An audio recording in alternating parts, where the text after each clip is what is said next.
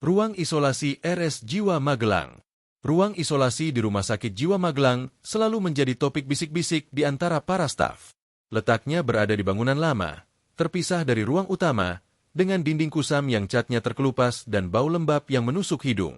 Konon, ruangan itu pernah menjadi tempat perawatan pasien-pasien berbahaya di era 70-an, ketika penanganan kesehatan mental masih jauh dari kata manusiawi. Banyak kisah menyeramkan yang menyebutkan jeritan pasien masih terdengar hingga kini, meski bangunan sudah lama dikosongkan. Namun suatu malam, seorang perawat magang bernama Dwi mendapat tugas mengantarkan obat ke gudang yang letaknya bersebelahan dengan ruang isolasi itu. Meski menolak dalam hati, ia tidak berani membantah perintah atasannya. Langkah kakinya terasa berat, seolah ada sesuatu yang berusaha menahannya untuk mendekati bangunan itu. Semakin dekat ia berjalan, hawa di sekitar bangunan lama itu berubah drastis. Udara yang sebelumnya normal tiba-tiba menjadi dingin menusuk tulang, membuat napas Dwi terasa berat. Daun-daun kering berjatuhan, terdorong angin yang berputar-putar tak menentu di sekeliling gedung. Pintu kayu yang sudah lapuk berdiri di depannya, dengan rantai besi yang tergantung longgar di gagangnya. Dari celah kecil, tampak kegelapan pekat yang seolah menelan cahaya senter yang ia arahkan. Saat ia melangkah lebih dekat, samar-samar terdengar suara lirih seperti orang merintih, pelan, seolah berasal dari dalam ruang isolasi. Dwi menahan napas, bulu kuduknya berdiri, tangannya gemetar memegang senter. Logikanya berkata itu hanya hembusan angin, tapi nalurinya menjerit bahwa ada sesuatu di dalam sana yang sedang memperhatikannya. Ia berusaha menepis rasa takut dengan memusatkan pikiran pada tugasnya. Gudang yang dituju terletak tepat di sisi kanan ruang isolasi, hanya dipisahkan oleh dinding tipis. Ketika kakinya menapak lantai beton, suara langkahnya bergema nyaring, seolah ada puluhan kaki lain yang ikut melangkah bersamanya. Sesampainya di depan gudang, ia mencoba membuka kunci. Namun entah kenapa kunci yang biasanya mudah diputar kini terasa sangat berat, seperti ditahan dari dalam. Di saat yang sama, terdengar suara dentuman keras dari dalam ruang isolasi, diikuti suara seperti kuku mencakar dinding.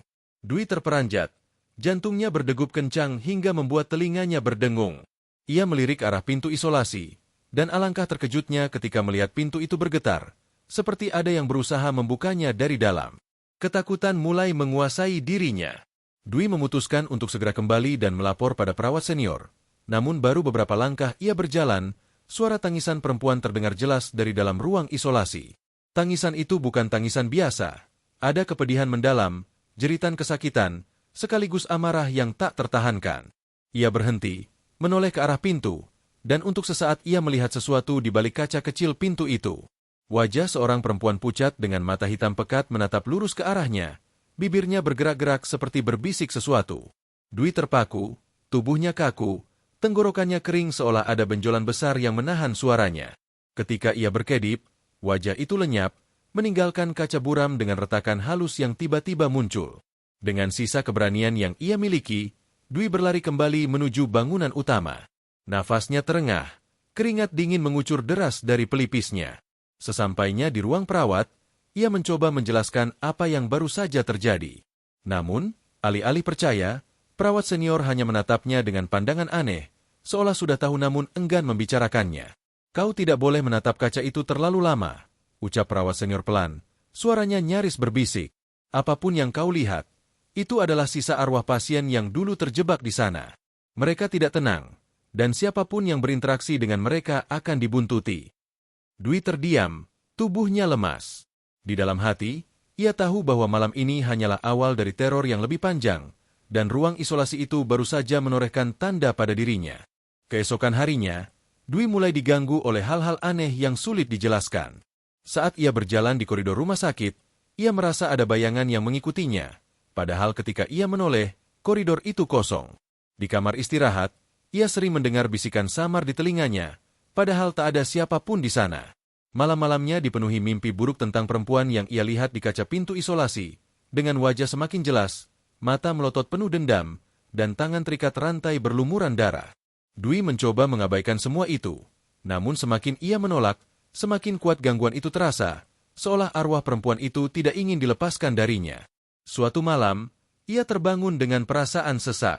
Saat membuka mata, ia mendapati dirinya tidak lagi berada di kamar istirahat, melainkan di dalam ruang isolasi yang gelap dan pengap.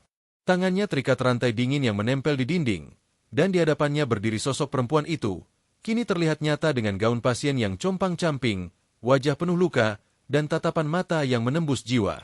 "Kau sudah melihatku, sekarang kau harus menggantikanku," bisiknya dengan suara yang membuat darah membeku. Dwi ingin berteriak, namun suaranya hilang, seolah tercekik. Rantai di tangannya semakin menjerat, dan hawa dingin menusuk hingga membuat tubuhnya mati rasa. Kejadian itu hanya berlangsung beberapa detik sebelum ia tersadar kembali di kamar perawat. Tubuhnya penuh keringat dingin, tangannya terasa sakit seolah benar-benar terikat rantai. Ia menatap pergelangan tangannya, dan terperanjat melihat ada bekas lebam membiru melingkar, persis seperti bekas ikatan. Sejak malam itu, Dwi tak pernah lagi berani mendekati ruang isolasi. Namun ia tahu, perempuan itu masih mengikutinya. Terkadang ia melihat bayangan berdiri di ujung koridor, atau pantulan wajah pucat itu muncul di kaca jendela saat ia melewati ruangan tertentu. Teror itu tidak berhenti, bahkan semakin kuat dari hari ke hari. Para staf senior mulai sadar ada yang tidak beres dengan Dwi. Ia terlihat semakin pucat, sering melamun, dan matanya tampak kosong. Ada kalanya ia bicara sendiri, seolah sedang menjawab pertanyaan yang tak terdengar orang lain. Sampai akhirnya, suatu malam, Dwi menghilang begitu saja dari kamar perawat. Semua orang panik mencarinya, menyisir setiap sudut rumah sakit, namun tidak ada jejak sama sekali. Hingga salah satu perawat menemukan pintu ruang isolasi yang terkunci rapat, kini terbuka sedikit. Dari dalam terdengar suara rantai bergemerincing, disusul dengan tawa lirih perempuan bercampur suara laki-laki. Dan sejak saat itu, ruang isolasi kembali ditutup permanen, hanya menyisakan misteri, apakah Dwi masih hidup atau sudah menjadi penghuni baru di dalamnya. Ruang isolasi RS Jiwa Magelang pun kembali menjadi legenda menakutkan. Setiap orang yang melewati bangunan tua itu selalu merasakan hawa aneh, seolah ada tatapan dari balik kaca buram. Para perawat baru sering diperingatkan, jangan pernah menatap ke dalam kaca ruang isolasi terlalu lama. Karena sekali kau menatap, maka penghuni di dalam akan tahu bahwa kau ada. Dan ketika mereka tahu, mereka akan mencari cara untuk tidak lagi sendirian. Ruang isolasi RS Jiwa Magelang kembali terkunci rapat setelah hilangnya Dwi. Para staf rumah sakit berusaha menutupi kejadian itu dengan alasan resmi. Perawat magang tersebut kabur karena tekanan pekerjaan. Namun bisik-bisik gelap tetap bergema di antara karyawan. Ada yang percaya Dwi masih ada di dalam ruang isolasi, terjebak bersama arwah penghuni lama. Setiap malam, beberapa staf mendengar suara rantai beradu besi dari arah bangunan tua itu, meski pintunya dikunci dengan gembok besar. Di balik dinding ruang isolasi, sejarah kelam masih berdenyut. Pada tahun 1974, pernah ada seorang pasien perempuan bernama Ratna. Ia masuk rumah sakit itu karena dianggap mengalami gangguan jiwa berat setelah menyaksikan keluarganya tewas dalam peristiwa kebakaran rumah. Ratna sering menjerit-jerit, matanya melotot, dan tangannya mencakar siapapun yang mencoba mendekatinya. Karena dianggap berbahaya, ia dimasukkan ke ruang isolasi. Sayangnya, bukan perawatan yang ia dapat, melainkan penyiksaan. Para perawat zaman itu sering merantai Ratna ke dinding, menelantarkannya berhari-hari tanpa makanan cukup, bahkan menjadikan tubuhnya sebagai pelampiasan kekerasan. Hingga akhirnya, Ratna meregang nyawa dalam keadaan mengenaskan, terikat, dengan tubuh penuh luka, dan mata menatap kosong ke langit-langit. Kematian Ratna seharusnya ditutup begitu saja. Namun sejak itu ruang isolasi tak pernah benar-benar tenang. Para perawat yang bertugas malam sering melaporkan suara jeritan perempuan dari dalam, padahal kamar itu kosong. Ada pula pasien lain yang tiba-tiba ketakutan setiap melintasi koridor dekat ruang isolasi, berteriak-teriak bahwa mereka melihat perempuan dengan rantai berdiri di balik kaca kecil pintu. Semakin lama, reputasi ruang isolasi makin kelam, hingga akhirnya bangunan itu diputuskan untuk tidak lagi dipakai. Tapi arwah Ratna tetap bertahan di sana, menunggu siapa saja yang berani menatap kaca pintu dan membuka jalur komunikasi dengannya. Ketika Dwi tanpa sengaja menatap ke kaca itu, ia membuka jalan bagi Ratna untuk kembali menjerat jiwa baru. Hilangnya Dwi hanyalah awal. Setelah kejadian itu, beberapa perawat lain mulai mengalami gangguan serupa. Ada yang melihat bayangan perempuan dengan gaun pasien compang-camping di lorong. Ada pula yang mendengar suara seseorang memanggil nama mereka dari dalam ruang isolasi. Bahkan seorang dokter senior, Dr. Surya, mengaku pernah bermimpi terperangkap di ruang itu dengan tangan terikat rantai. Ia terbangun dengan luka lebam di pergelangan tangannya, persis seperti yang dialami Dwi. Rumah sakit mencoba menutup rapat rahasia ini. Namun, semakin ditutupi, semakin besar energi yang dikumpulkan arwah Ratna. Suatu malam, listrik di seluruh bangunan mendadak padam. Hanya koridor menuju ruang isolasi yang tetap diterangi lampu redup, berkedip-kedip seperti mengundang. Seorang satpam bernama Harun memberanikan diri mengecek, membawa senter dan kunci cadangan. Namun ia tidak pernah kembali. Yang ditemukan keesokan paginya hanyalah topi satpamnya, tergeletak di depan pintu isolasi yang terbuka sedikit, meski gembok besar masih tergantung utuh. Kejadian itu membuat semua orang ketakutan. Beberapa staf meminta pihak rumah sakit menutup total bangunan lama itu, bahkan menghancurkannya. Tapi direktur rumah sakit menolak, dengan alasan itu bangunan bersejarah. Akhirnya, ruang isolasi hanya dikunci rapat, dijaga, dan dibiarkan membusuk. Namun semakin lama dibiarkan, semakin kuat pula gangguan yang muncul. Pasien-pasien di bangsa lain sering tiba-tiba menjerit histeris, menyebut nama Ratna, meski mereka tidak pernah tahu siapa Ratna sebenarnya. Seorang perawat muda bernama Rina, yang baru masuk kerja, awalnya tidak percaya pada cerita-cerita ini. Ia menganggap semua hanyalah tahayul.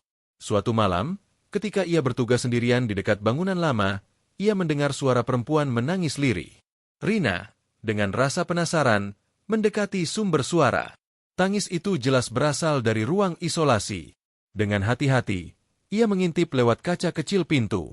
Sekejap, ia melihat wajah pucat Ratna dengan mata kosong menatapnya. Rina tersentak mundur, namun sesuatu dalam dirinya membuat ia tak bisa berhenti menatap.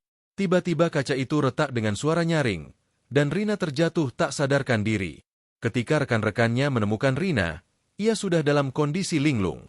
Tubuhnya gemetar hebat, matanya kosong, dan ia terus menggumam, "Jangan ikat aku lagi, jangan ikat aku." Sejak saat itu, Rina tidak pernah lagi menjadi perawat normal. Ia sering melamun, berbicara sendiri, dan beberapa kali mencoba melukai tangannya dengan benda tajam. Dokter menyatakan ia mengalami gangguan mental mendadak, dan ironisnya, ia akhirnya dirawat di rumah sakit itu sebagai pasien. Kabar tentang Rina menyebar cepat. Para staf semakin yakin bahwa arwah Ratna tidak hanya sekadar gentayangan, tapi juga berusaha mencari pengganti, seseorang yang bisa mewarisi penderitaannya. Beberapa perawat senior mengatakan bahwa siapapun yang melihat wajah Ratna lewat kaca pintu akan menjadi tanda. Mereka akan terus dihantui, hingga akhirnya masuk ruang itu dan tak pernah kembali. Seorang dokter muda bernama Dr. Arif mulai menaruh perhatian serius pada kejadian-kejadian aneh ini. Ia berusaha mencari catatan lama tentang pasien Ratna, namun semua berkas tahun 70-an telah hilang misterius dari arsip rumah sakit. Hanya ada beberapa dokumen samar yang menyebut seorang pasien wanita tewas di ruang isolasi karena bunuh diri. Namun dari cerita para mantan staf yang sudah pensiun, Dr. Arif mengetahui kebenaran lain. Ratna tidak bunuh diri. Ia meninggal karena disiksa, diperlakukan lebih buruk daripada binatang.